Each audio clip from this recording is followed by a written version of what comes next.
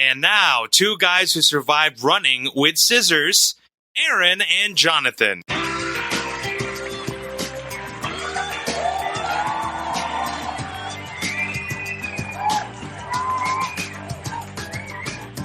Howdy, and welcome to episode 52 of In the Rabbit Holes Urban Survival Podcast.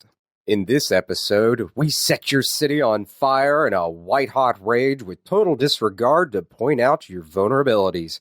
But then we roast marshmallows and plan our escape.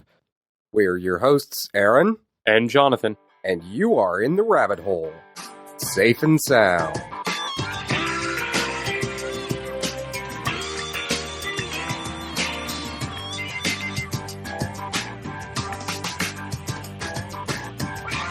Today's show is sponsored by Cat's Coffee. If you're looking for truly exceptional coffee to help you survive the morning or the next zombie apocalypse, you need to be drinking Cat's. They specialize in the finest coffee from sources that prioritize environmental responsibility and are fair trade certified. Their goal is to achieve perfection in every cup. Check them out at Cat's, K-A-T-Z as in zebra, coffee.com, or click on their bright green banner on the site and make sure you're dealing with an official sponsor of the show. Again, that's Cat's, K-A-T-Z as in zebra, coffee.com. All right, today we are going to talk about riots, and not the quiet kind either.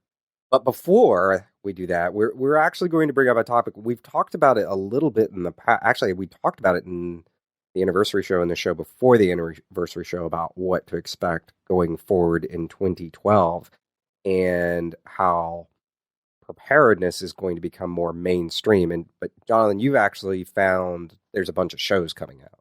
Oh yeah, I was randomly watching some TV even this morning, and a whole bunch of ads are starting to come out now for prepper shows. And one of the things that bothers me is that when you watch them, it's all these people talking about Armageddon and the end of the world. And there's a woman talking about the fact that, when everybody's been without food for a year, she's going to be the only one still having to lose 100 pounds. And which we've all talked about on this show multiple times. She's obviously a very unhealthy prepper. So if all that really did happen, she probably wouldn't make it for other reasons. And she didn't look like she'd survive well in a world without medication for diabetes. And I'm not trying to be rude or anything about it, but a lot of these shows are, well, yeah, exactly. A lot of these shows, I think, my feeling on it is marginalizing the concept, and maybe that's the wrong word for it. It's diminishing the idea of what it means to be a prepper. And it really doesn't talk about it from the perspective that, we've been talking about it a lot, which is that prepping isn't about the end of the world or, mass amounts of the government falling apart overnight or anything like that. It's really about prepping for every day and things that are realistic and could happen. Today we're going to be talking about something, riots. And while that's not something we think is going to happen every day or anything like that, riots have happened. I mean, it's not out of the realm of reality to think about a riot. And what we're going to talk about today is a little bit about how to think about it and a realistic expectation of what's going to happen during that, rather than these played out, Mad Max scenarios. Yeah, and that's what a lot of these networks is. Supposedly one of the shows, and I don't know which one it is, but supposedly one of the shows coming up is actually going to be a much more positive take and a much more realistic take on preppers and not focus on people that go to extremes, which is all that we've seen. Like there's been some prepper shows crop up in the last year. I think we had Doomsday Preppers, which the title alone kind of gives away that it's going to be a goofy show. And but that show was just terrible for a variety of reasons. And not that I didn't understand each and every person's point in the show, but it was also, they didn't show people that were preparing in a way, and they never talked about how that the way those people were preparing had any benefit in their life. Now it was just about preparing for that Mad Max scenario. Now I think Which is a real shame because the guy that was on it that has the pool greenhouse thing in Phoenix that has that has taken his swimming pool, turned it into a hydroponics, basically kind of an aquaculture hydroponics setup, and it's really cool and it's really well done. There's a lot of positive aspects from that, and they kind of hit it for maybe 3 seconds in the show, and I was like, that's terrible, because if you go to the guy's website, his website is mostly focused on the daily benefits that he gets from doing this, that they have fresh fish and that they're in control of their own food supply from a health perspective, and that they're constantly eating fresh food, and that their children are engaged with it, and their children are now aware of where their food comes from. They don't seem to think that cows sprout up out of the ground in plastic wrap. Wait, they don't? Damn. No, I recently that cow found that tree out. I planted isn't going to work at all. No, and I'm sorry, John, there's no money back guarantees on that cow tree I sold you. Hey, damn it. Coming to your house. But I have an egg tree right over here. Perfect. So I think that's, we've said it before, that's the real danger with these shows coming up, is that these networks are going to focus on, I don't want to call them crazy people, because I think that is an inaccurate statement, but people that are in that period that I think we all go through as preppers, where we maybe go a little too far with our thinking, or the people that genuinely are just stuck in that part. Or, that's not to say that they have gone to extremes. It's just that they have not figured out, how do I make my life good now? Well, and they're so focused on disaster. But the problem is that these shows focus on that because that's exciting to people that don't understand what prep is. It's like, hey, look at the crazy guy over there getting ready for Armageddon. Armageddon. Well, to your point, there's that whole idea of getting stuck in it, right? I mean, so an article came out in Reuters yesterday, and it was on the Newswire, and I happened to see it. And it was about, the title of the article, for those of you who want to go look it up, is Subculture of Americans Prepares for Civilization's Collapse. That's the title of the article. Now, when you actually read the article, they're interviewing a woman through most of it, and I'm not going to get into the details of it. The basic idea is she talks about all these very, very huge scenarios that might happen. A third world war, all the world's currencies collapsing, all these things. And, you look at that, and that's that whole idea of being stuck in this, what if the worst possible scenario happens? And, I'm a fan of preparing for the worst and hoping for the best and all that stuff. But there is a comment in all of this that, they gloss over till the very end. Now, I'm glad they end on it, but it's still, they kind of don't touch on it until the very end. And it's one comment she made, which is, I think it's silly not to be prepared. After all, anything can happen. And I think that's really what it comes down to. It is silly not to be prepared. It's not that difficult to prepare yourself for realistic scenarios. Now, the article talks about World War III. Well, if World War III really happens and it goes in the way that a lot of people who think war would go, there's who's to say what prepping you actually need to do and don't need to do? I mean, quite honestly, I don't know what really does happen in a nuclear scenario. I mean, I don't know if, I assume Austin and Houston would probably be targets, but who knows? You prepare for what you can prepare for.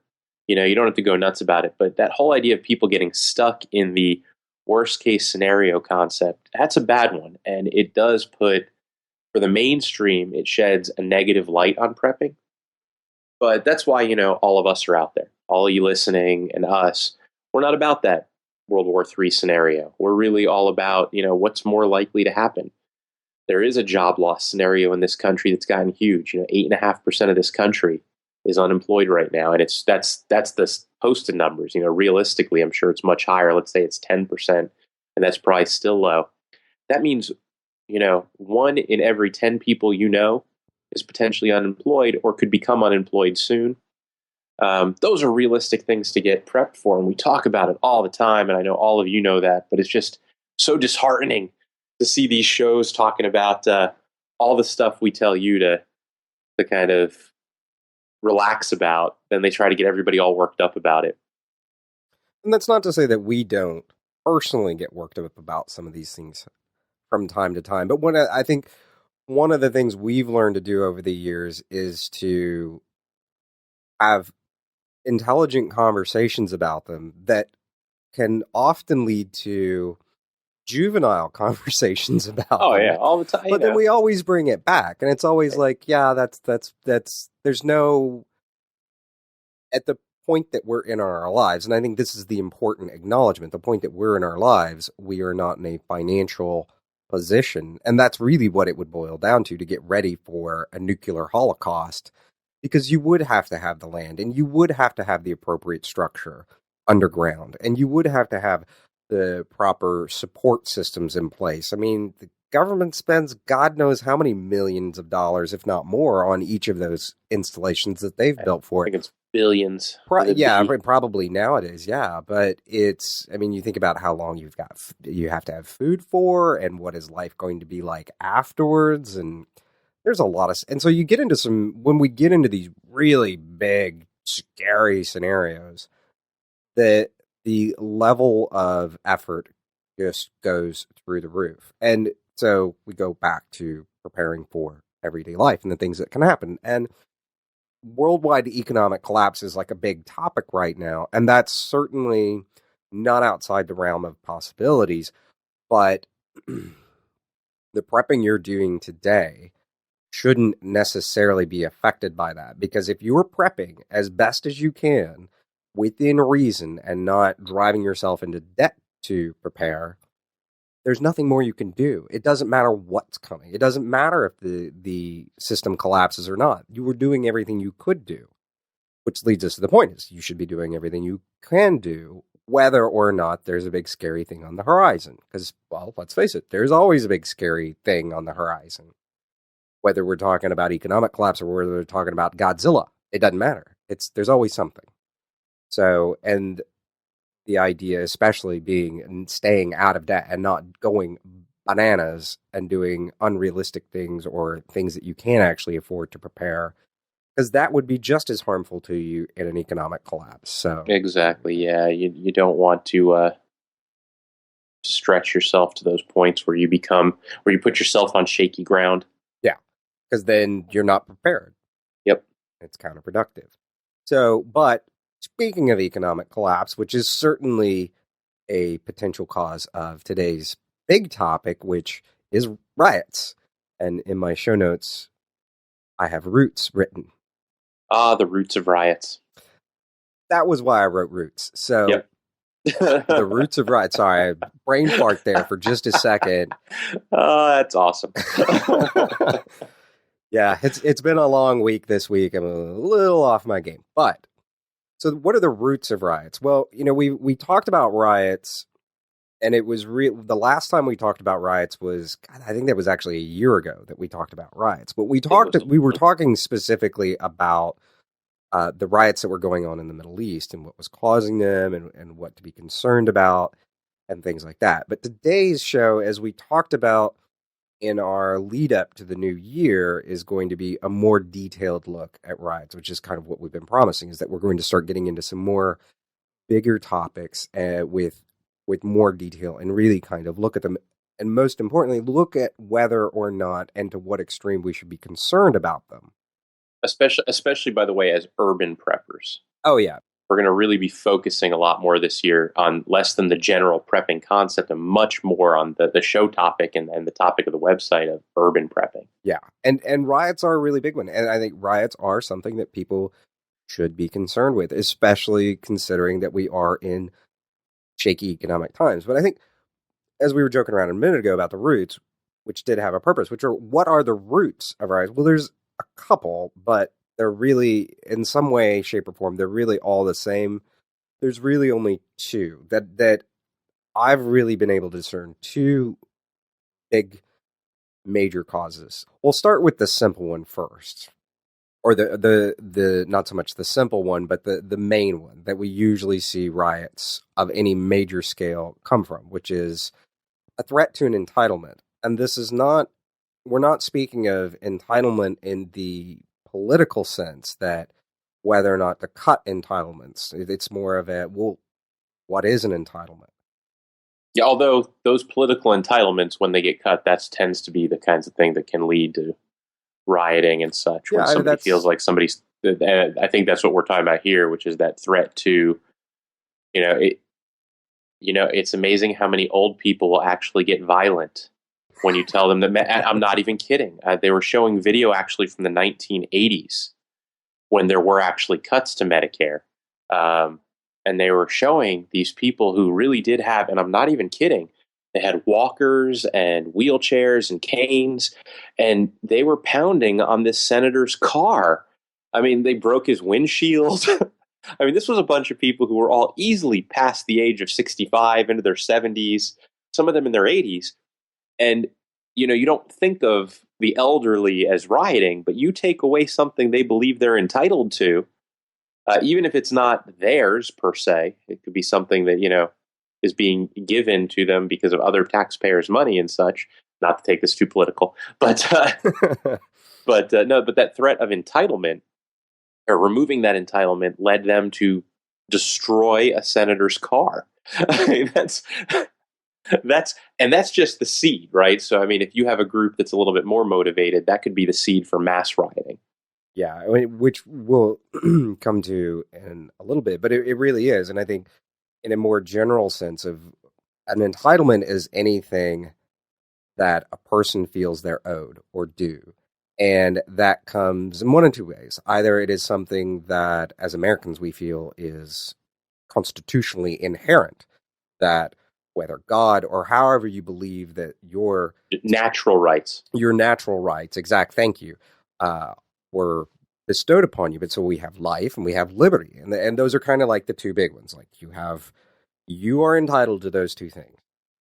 But then we have other things where we feel entitled to whether real or perceived social contract, and a social contract in the sense of corruption. We have this contract with our politicians in theory that they will not be corrupt. And so that if the corruption comes to the point of being just ridiculously blatant, unless we're talking about Chicago for some reason, then that could be something that people could feel their entitlement of that contract has been taken away from them, that their elected officials are not doing their duty or are taking more than they were owed.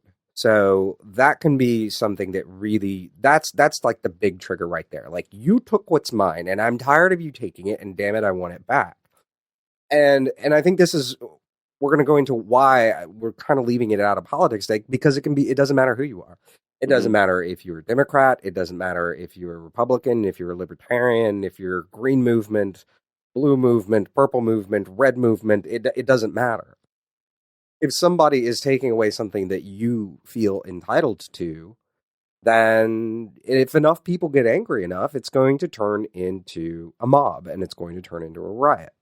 Right. We'll talk a little bit more about how that happens, because it does. It just needs to start with a small seed. Like I said, a group of people who destroy a car. And I think we can give an example for those that maybe aren't quite getting the concept of an entitlement. And it really can be anything can become an entitlement. And I'll use an example, a simple example, which is the tactical Weimaraner alert system, who hasn't gotten much airtime lately. But when I let him out, if he comes back when he's called, I give him a dog biscuit when he comes back into the house. But you do that long enough, well, he's a Weimaraner. They're stubborn as hell. And some days he makes up his mind he doesn't want to come back when I call him. Kind of about half the time. But when he comes back into the house eventually, he still expects a dog biscuit and will start jumping. He doesn't usually do it to me, but if it's Jen, my girlfriend, he'll start jumping and pawing at Jen, like, give me my damn dog biscuit. That dog biscuit has become an entitlement to him. He's like, well, I came back. I'm here. It didn't matter whether or not he did his part to get that dog biscuit or not. He has become entitled to that dog biscuit for coming back into the house.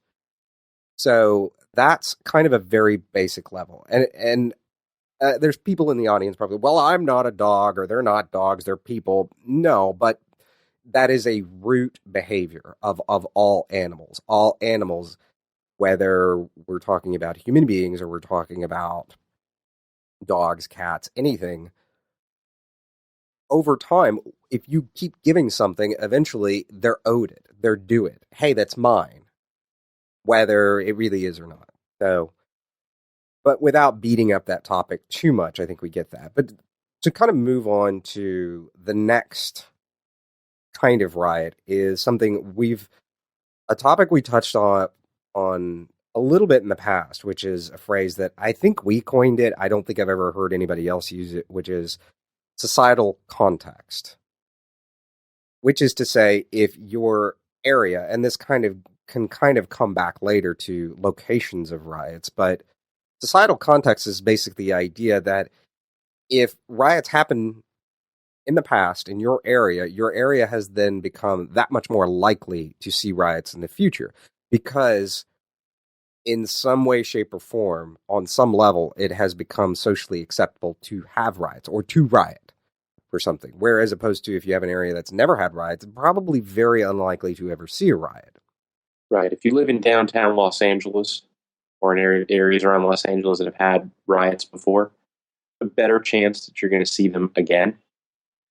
If you live in an area like Houston, Texas, where even during relatively volatile marches, they've never turned into riots, then you're probably less likely to see a riot going forward. I mean, if you live in an area where you've heard of riots before, you probably know it.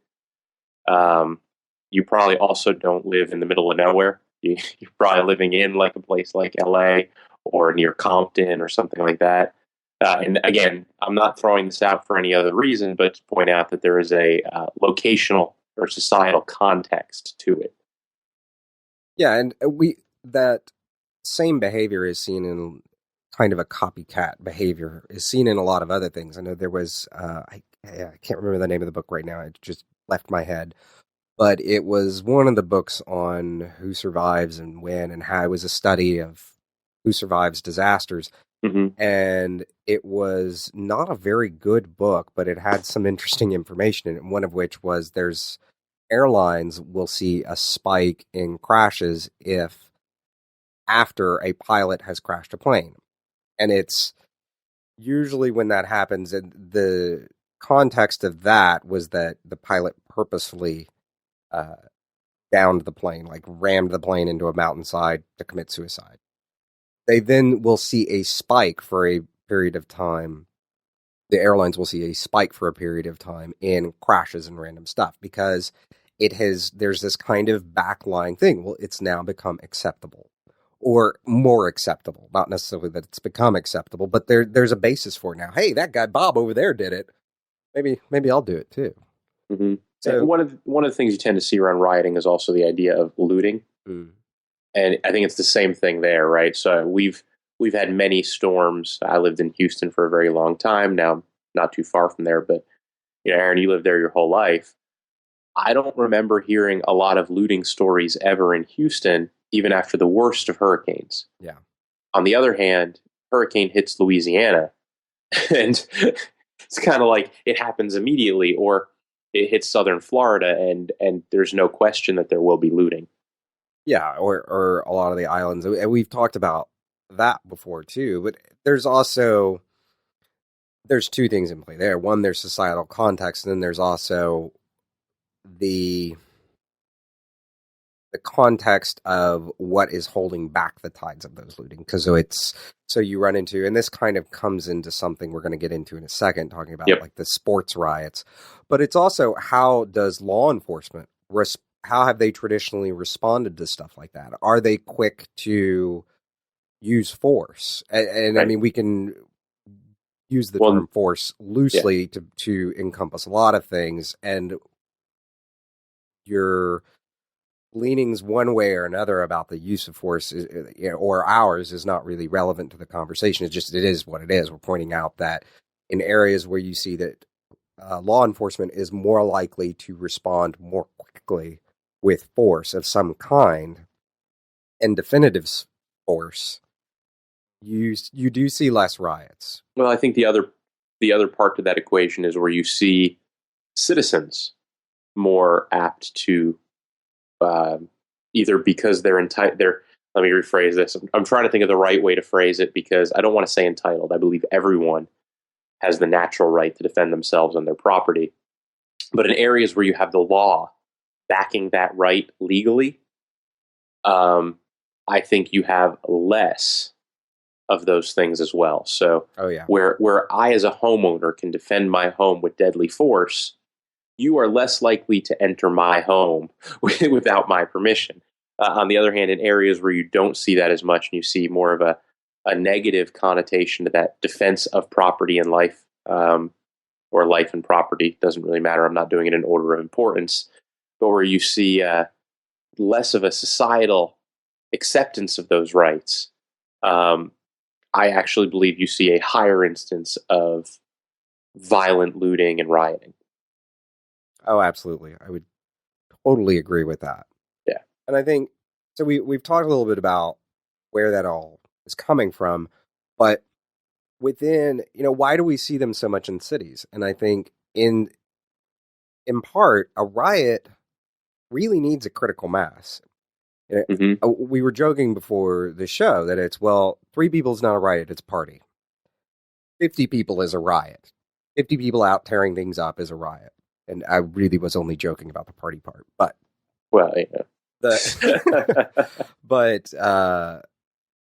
you really have to have some kind of mass of people. You have to have enough people, in part, so that there is a level of anonymity.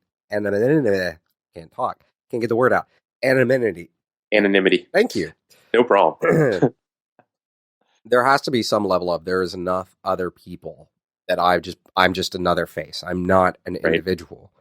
There also has to be enough other people doing it so that we get back to that context of, well, Bob's doing it, I'm going to do it too. It's that seed idea. Mm-hmm. And I think to some extent, you put it well earlier, it's the 80-20 rule. 20% of it, people are really in it for the principle, 80% are in it just because the other 20% are doing it, or as you said, for the hell of it. And I'm not even sure if it takes 20%. I think it really does take a very small seed. Oh, absolutely. But I think for the purposes of kind of explaining how it grows, I think that's a great way to look at it, where it's a small group of people. It just takes a seed of people and a group of people who are unhappy, even just a little bit unhappy with whatever situation they may or may not be in, displeased even, or remotely uncomfortable. Mm-hmm. It doesn't take much to get, once that spark goes, it's kind of like it's like starting a fire. I mean, it's exactly like starting a fire. I think the spark just threw it off in my head, which is this whole idea of once you get a spark going, if you've got a lot of wood around, it just takes a little bit of dry wood to get a lot of wood going. Mm-hmm. So I think it's that whole idea of, why does it happen in a city? Because you've got a lot more people in a smaller space. Usually very diverse groups of people in a smaller space where one group may feel like they don't have something another group does. It kind of goes back to the, I think, I don't normally like to quote some of the politicians, especially today's politicians, but I heard a really great comment about the concept of the politics of envy. I'm sure a lot of you heard it too, who said it. I'm not endorsing anyone, by the way. That's not necessarily my political pick. Actually, I'm not sure if there's anyone out there who's my political pick right now. But when I heard that concept of the politics of envy, it rang true. It's this whole idea of somebody else has something you want. And that's a terrible way to play politics, but it is a way to lead to a lot of angry people. And when you've got a lot of angry people, you have a lot of kindling or tinder for a fire. Mm-hmm. And if you can strike an emotional chord with people, then it's much easier to move them towards your goal. Because as soon as you become emotional about something, what happens? Stop engaging your logical brain. Politics aside, it doesn't matter which side's doing that. But doesn't matter at all. And it happens on both ends of the spectrum, by the way. Oh yeah, absolutely. We've heard of. I think things have gone from marches to violent riots in all contexts. Mm-hmm. And within the city, it goes back to also you have some level of, because there are so many people, and we can kind of look back at Dunbar's rule, which we talked about several shows ago. about how at a certain point, and it's usually around 150, 200 people, that's about as many people as you can actually know. Everybody else is some kind of very distant periphery. And so within cities, and the larger the city, the more anonymous the individuals. Right. Well, here's the thing. And this is going to be a little graphic, but you don't pull down your pants and poop in your neighbor's yard, in part because they're your neighbor. They know who you are. And there will be repercussions. But if you're in a neighborhood where nobody knows you, not that you still may do it sober, but it's there. It could happen. And it's like, well, nobody knows me. I could probably get away with it. And it's the same thing in cities. I think there's a lot of stuff, and people talk about, well, people are, more apt to be jerks in cities. And I think people are jerks no matter where you go, or in part, there's always jerks no matter where you go, no matter what organization you belong to, or religion, doesn't matter. There's always jerks in everything. In cities, that probably is heightened a little bit because there is that level of, I don't know you. And I don't, it's like, if I don't know you, why do I care? Right. It's that whole idea of you don't know me and I don't know you, so who are you going to go tell? Yeah, exactly. My reputation isn't on the line. Mm-hmm. Mm-hmm. And so, sorry, I'm still giggling about pooping in the neighbor's yard. Yeah, don't poop in the neighbor's yard. We're not endorsing that either, by the way. Wow. Much like we don't endorse most of the politicians out there today, we're not endorsing pooping in the neighbor's yard. I think we probably put the two at the same level right now. Yeah, as a quick side note, I am in total agreement with you. They've all at one point said something. I've kind of said, yeah, all right, I agree with that. But right. I'm kind of at a point where I just look at them all. I'm like, you're all a bunch of band of goofy nuts. Uh-huh.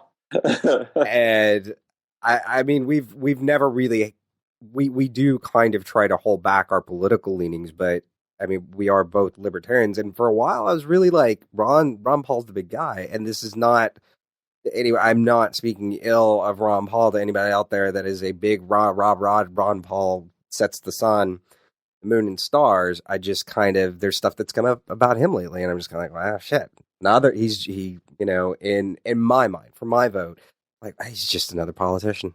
Yeah, he's better. I think he's better than most. And if I write a check to anybody politically this year, it's still probably going to be him, unless it comes out that he, tortures kittens and stuff.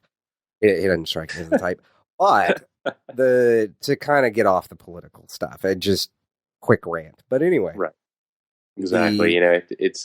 It is one of those things that happens every so often. We just kind of need to go there. Yeah, every once in a while. But I think with cities, you have that level of, I don't know you, you don't know me. What does it matter? I'm going to poop in your yard. You know what you also have in my mind, and we didn't talk about this one earlier, but it's that concentration of speech. You tend to have a lot of people in those areas, and I know I mentioned this, a concentration of different types of people, but you also have people who want to incite people to do things, whether it be good, bad, or the other thing. They're going to go to cities because that's where they know there are lots of people. Mm-hmm. So when you know there's large groups of people somewhere, you're more likely to find a lot of more people who aren't happy, who are willing to follow you to the end of the world, or into a riot. So yeah, it tends to all follow into, why does it happen? It happens because there's a lot of people in a city. Yeah, and in part, and this is to kind of bring things back a little bit and to kind of lessen people's worry, because this is one of the things, and even before the real financial meltdown, riots have always been, in the prepper community and as far as urban environments concerned, a big thing. And that's always, when you hear people saying they don't want to be in preppers, saying they don't want to be in a city, in part it's because they're worried about riots. Well, the thing about riots are, the obvious is, if you're not where they're happening, it's not that big of a deal. But yeah, they tend not to spread too far within a city, so they'll be within the commercial zones. And the explanation for that is kind of simple. If we kind of run through it real quickly, which is, the riots are going to be in commercial areas because you get more attention on Main Street. Nobody sees a march going on Quietdale Lane.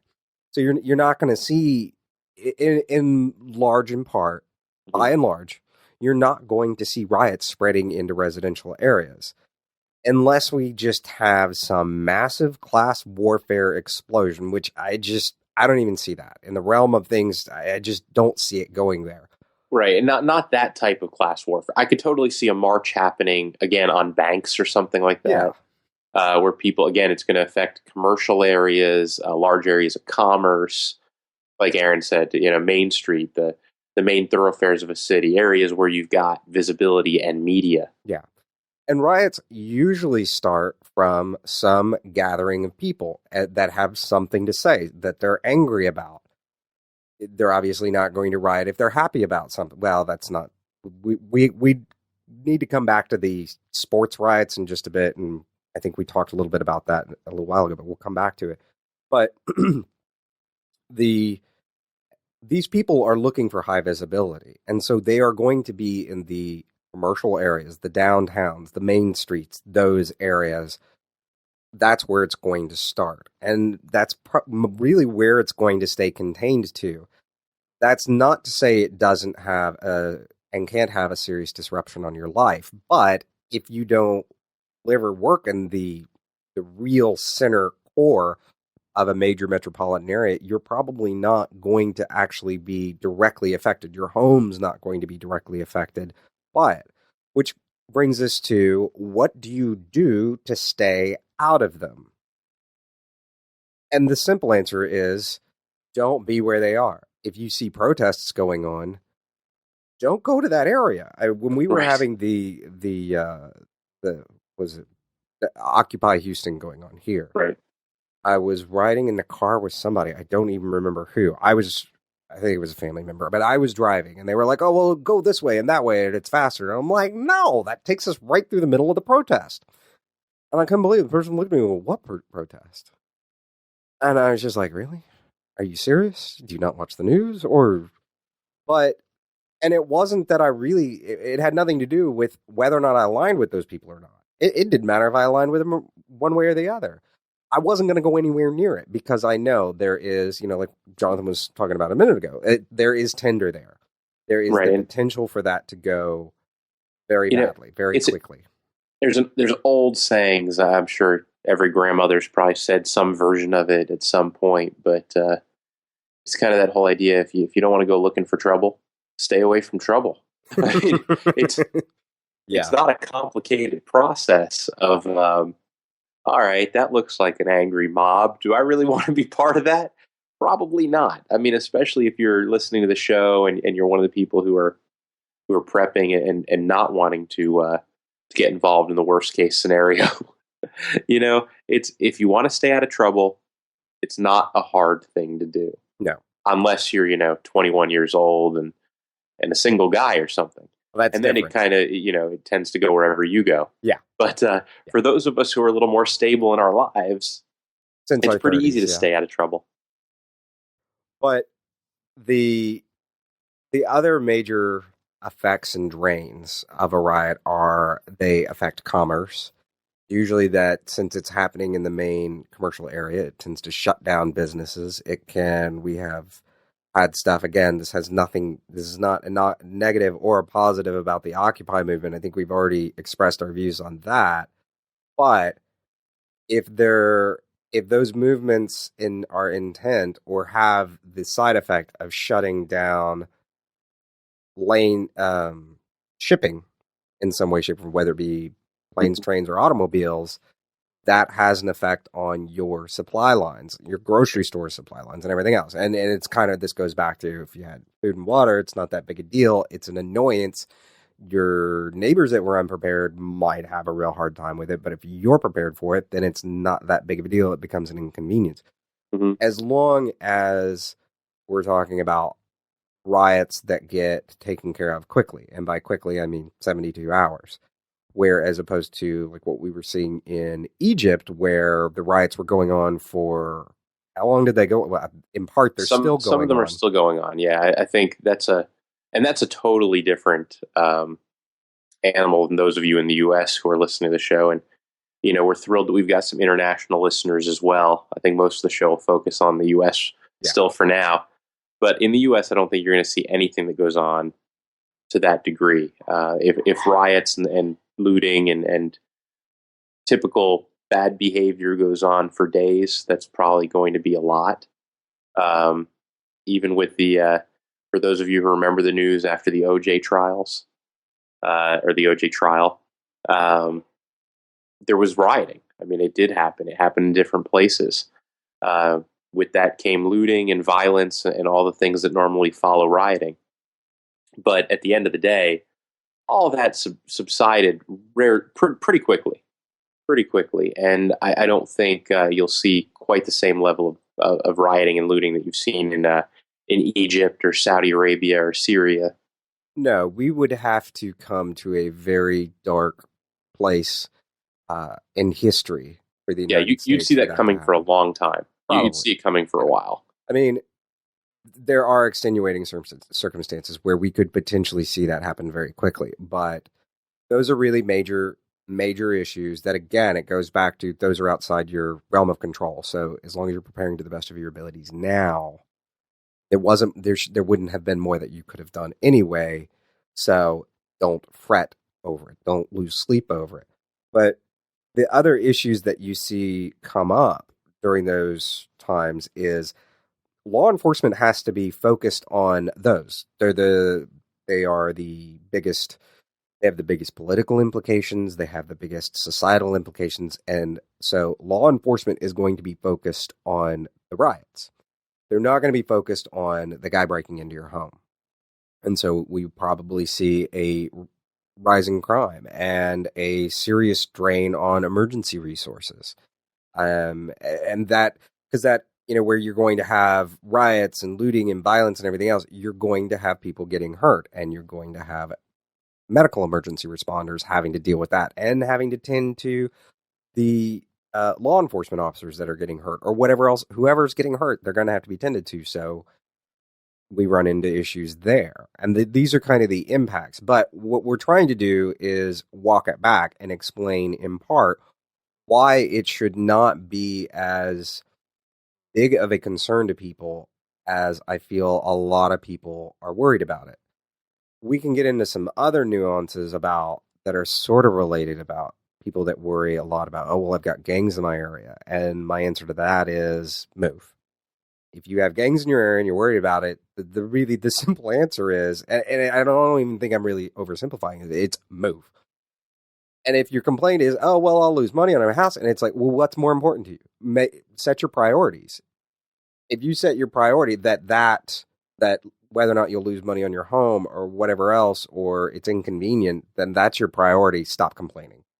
And I say that because I hear that come up, or I see that come up constantly on forums all over the place, and have for a very long time. And I just look at it and I'm like, then you either need to form a neighborhood watch and do something to get rid of those gangs and be part of the solution, or move and stop complaining about it. Find move to Quietdale Lane. Become part of the solution. But I don't see that as being a real issue for any of our listeners. Because I got to say, we are definitely I'm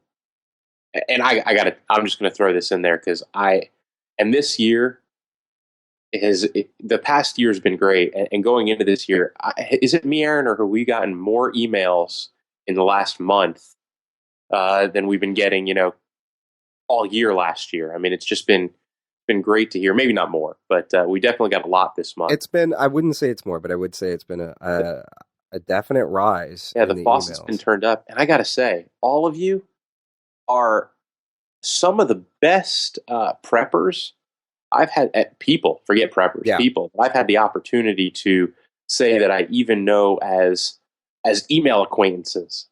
So thanks for that. But yeah, our listeners are definitely people who are involved. But get more of your neighbors involved. Keep your neighborhood safe. Yeah. Keep all the and I'm going to go back to the 1950s for a second. Keep all the riffraff out. That might keep us out, John, because I think we do. Well, probably, but that's probably in their best interest. Probably. I mean, to be fair.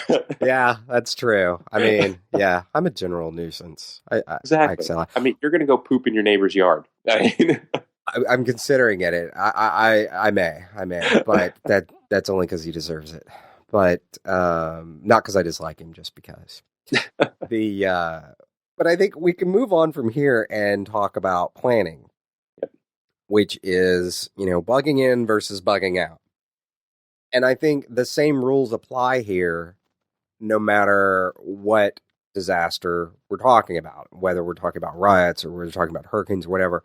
It's the time to bug out is when you would be more safe by doing it, which is usually at the very beginning. Like, it's don't wait for your local officials to tell you it's time to go, because then everyone's going and you'll wind up like the people here in Houston did, where they sat on the highway for, what was that, like, it was over a day. It was days. I mean, some people were 2 days to go 150 miles. It was just insane, because Houston to Austin is what? 2.5 hours. 2.5 hours, and people were on there for days, and there was just general, I'm not going to use that word, but just general big mess. Yeah, it wasn't good. And I think to your point, and this is where it's a really tough thing to decide when to bug out, because it really is. It does have to be before the problem is actually a problem. Mm-hmm. You kind of have to take a little bit of a.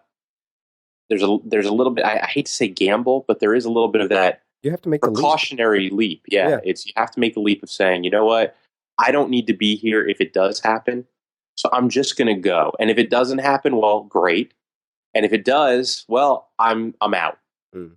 And I think that's kind of that decision each person has to make individually, and that's going to depend so much on, and we've talked about this in a lot of shows, but so much on, what your family situation is, so much on what the general situation around you looks like, and on your personal preparedness. So how prepared are you at the location you're at? Exactly. And I think leading into the question of where to go even, and that's, we've talked in the past, and we're going to do a whole show coming up soon about that, about planning routes and how to get out. But you do have to have a place to go. If you don't already have a place to go and have routes figured out and an understanding of what kind of time frame you're looking at and stuff like that, then bugging out's not your best option. But I think there's a real hesitation of people to bug out, and in most instances, bugging in is the answer. Mm-hmm. But when it's time to bug out, it really has to be that decision, and it's not something you can hem-haw about. And I think being in Houston and living through God knows how many hurricanes, it's something that I've personally seen over and over, is people making the decision too late to bug out and actually putting themselves in danger sitting on a highway, and then having to ride out a hurricane in their car on the highway or in a gas station somewhere or something. It never turns out well. So I was about to say, and when you bug out, just remember, I mean, it's one of these things. And I'm sure it's not a major issue for most of you listening, but as you talk to other people about it, and I think that's kind of what the show is becoming. It's, talking to other people about it too. But that whole idea, when you bug out, you're leaving all your stuff behind. I mean, obviously you've got your bug out bag, you've got some bug out equipment, but you're leaving the majority of what you've prepared behind, because there's just no way to take everything with you. Unless you just happen to have a huge truck or something that you're pulling out in, totally. But Mike has those 7 pallets of preparedness stuff. I don't know how he's going to move it. Exactly. Maybe you're going to get a truck, Jeep, a Big Mac truck. But let us know where you're going. But yeah, I think more to the point, that is one of the decisions, and I think unfortunately that will also in part create the hesitation of, well, right, beyond just all my preparedness supplies are here, it's all my crap's here, all my stuff, all the stuff I really, really like. Hopefully you'll really, really like your stuff. But besides the point, I think that is a big decision that people have to make. And it's something that, living in a major hurricane area, it's something that I have to think about all the time. Mm-hmm. And the older I get, the less I care about my crap. The more I realize, wait a minute, I'm not 18 and I'm not bulletproof. Maybe I should throw Jen and the dog in the car and get the hell out of the way. Exactly. And I think that in part comes with age and less bravado and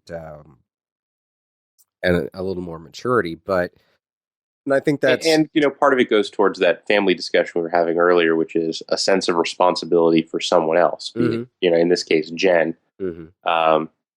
Although she's a big girl and can take care of herself, you still have that as head of household. Yes. However you want to put it, there's a sense of responsibility you tend to feel for the people around you that kind of makes you look at everything around you and go, you know what? I don't really care what happens to this place, but I should really get that person out of here. Absolutely. Absolutely. And I think to kind of wrap up, the point we're really trying to make today is that the steps involved in preparing for something like riots, they're pretty simple, and they're in part no different from preparing for hurricanes or flooding or anything else. It's a big damn object coming your way, and you have to make the decision. Either you're going to get out of its way, or you feel that you are safe where you are, which is probably the case. But it's not as big of and scary of a thing as I think people are. If we have big riots, and it's going to be a symptom of something else. It's not going to be the cause of our problems. It's going to be a symptom of our real problem. So, yeah, as long as you're staying awake and keeping your eyes open, then just like you do when you walk out of your house every day, you stay aware. Well, stay aware of the political situation, stay aware of the economic climate and all those things. And I think you'll probably have a pretty good sense of where you and your city are in that spectrum of leading to something like a riot. Perfectly said. And with that, we wrap up episode 52. Thank you for joining us. If you like the podcast, make sure to leave us a review in iTunes. It helps others find us. And if you didn't, well, why not tell us about it using the contact form on the site? Seriously, the show's for you, the listener. And if you have something to say, we're listening. Be sure to connect with us through Facebook, Twitter, YouTube, and the Urban Survival Forum through the links on the top right-hand side of the site at www.intherabbithole.com. Also, don't forget to sign up for the newsletter. By connecting with us, you'll receive updates about the site, notifications of new articles, and podcast episodes. That's right, we're not just a podcast. Every week, articles are posted to the site that cover all manner of topics relating to surviving in an urban environment, whether in good times or in extreme circumstances. Show notes are posted with each episode, where we invite you to comment on the show, interact with us, interact with each other, and let the world know what you're thinking. From the Lone Star State, till next time, stay safe and sound.